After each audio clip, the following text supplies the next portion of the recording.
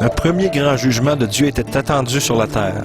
L'Éternel donna des directives à Noé pour la construction d'une arche, afin qu'il soit lui-même sauvé, ainsi que sa famille, et des animaux variés selon leur genre.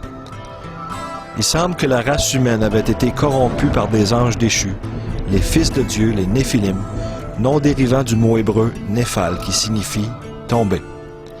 Ces derniers auraient pris de force des filles des hommes qui leur donnèrent des enfants de race hybride, une race de géants renommés tels que Goliath, ainsi que des peuplades entières de ces êtres bizarres, même après le grand déluge.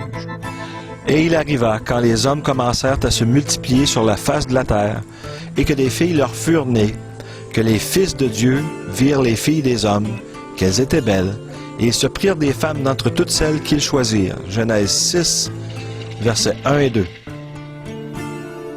Les géants étaient sur la terre en ces jours-là, et aussi après que les fils de Dieu furent venus vers les filles des hommes, et qu'elles leur eurent donné des enfants. Ceux-ci furent des vaillants hommes de jadis, des hommes de renom. Et l'Éternel vit que la méchanceté de l'homme était grande sur la terre, et que toute l'imagination des pensées de son cœur n'était que méchanceté en tout temps. Genèse chapitre 6, versets 4-5. Dieu chercha donc à éliminer toute trace de ces anges déchus et de leurs rejetons géants du dessus de la planète. Cette génération d'humains avait été entièrement corrompue, sauf Noé et les siens. Noé marchait avec Dieu et s'était tenu loin des activités de ces êtres ignobles.